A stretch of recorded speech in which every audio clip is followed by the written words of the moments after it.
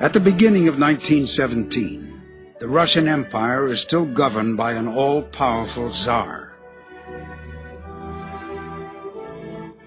From his palace in St. Petersburg, one man, answerable only to God, rules over 170 million people.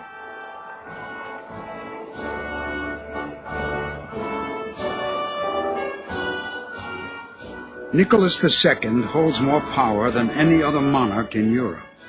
He has resisted political change.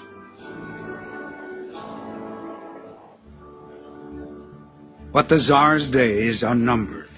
Discontented, hungry workers go on strike in St. Petersburg.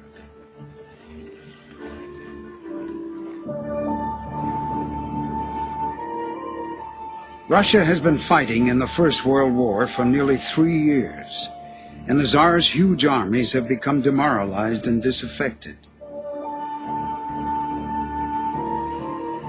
They've suffered defeat after defeat. 2 million have died. In February 1917, there is a great upheaval. A provisional government takes over. The Tsar abdicates and is arrested. What happens next will change the course of history.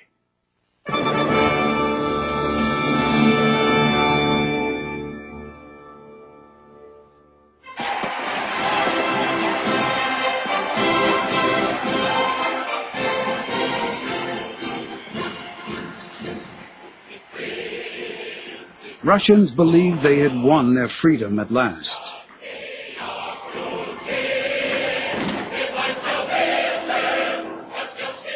In the euphoria, soldiers whose mutiny had helped bring down the Tsar celebrated with workers. Most people expected democracy, elections, and an assembly to steer the country.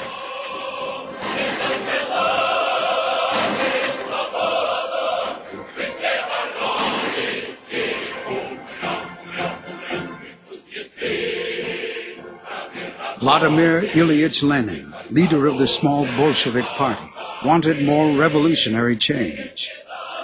A state run by and for the working class, a dictatorship of the proletariat.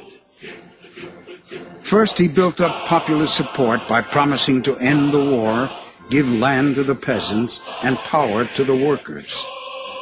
Then, in October, the Bolsheviks were ready to seize power. Among Lenin's supporters was a young poet, Alexander Bryansky.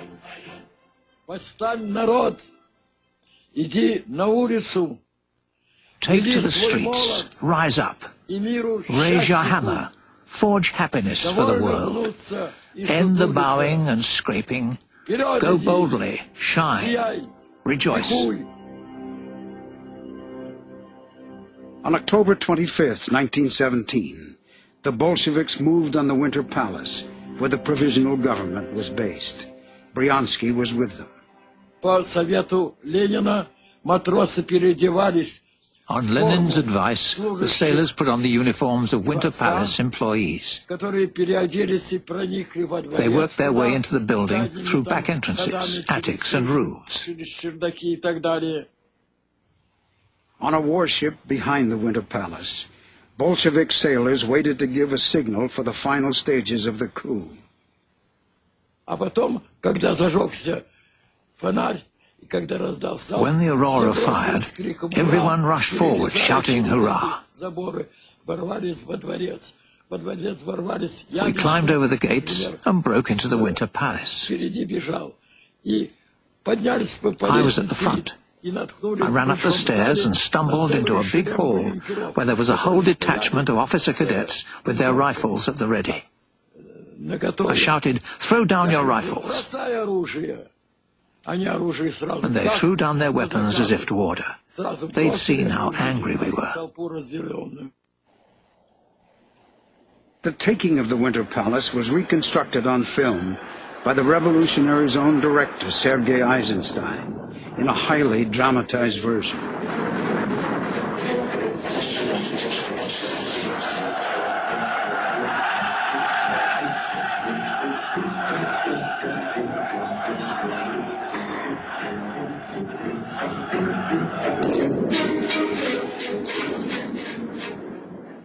In reality, there was little resistance.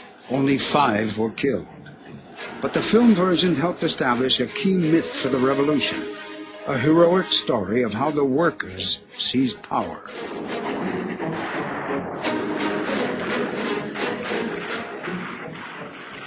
That same night, Lenin spoke to the workers' revolutionary councils, the Soviets, setting out his vision. He told them Russia had turned a new page, leading to the victory of socialism.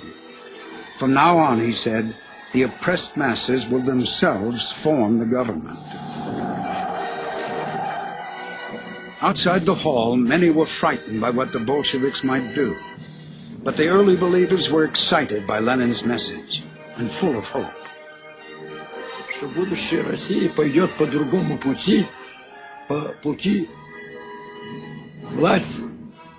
I thought that the future of Russia would take a different path, that the people would exercise power through the workers and soldiers, Soviets. Everyone would work wherever they were, free from exploitation.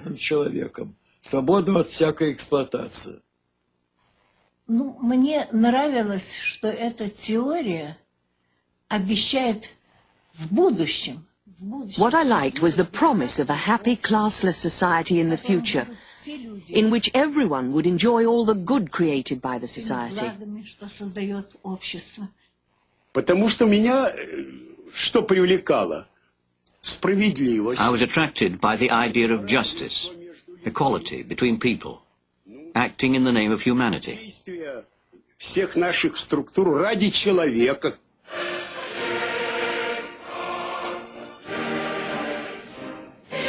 Soon after the revolution, the Bolsheviks became known as the Russian Communist Party and moved the capital from St. Petersburg to Moscow. They took Russia out of the war in Europe. The Tsar and his family were executed. And from Moscow, they planned to extend the revolution to the rest of the world. A forceful message was sent to workers everywhere. If the proletariat in other countries followed the communist way, they could kick out kings and capitalists and achieve a world free of exploitation and war. Harry Young went to Moscow in a delegation from the tiny British Communist Party. And Zinoviev, who was the chairman, said the next speaker will be Comrade Lenin. Hit a pin drop. Dead silence, vast hall, 3,000 people from all over the world. And a little man, or not much bigger than me, broader-shouldered, with rather Mongolian-looking face, very bald head, little whiskers there. And he got up and he just leaned over like a podium, you know, it was his corner, like that. And he just talked to him like a Dutch uncle. Во всем мире растет союз коммунистов. В ряде стран победила уже советская власть.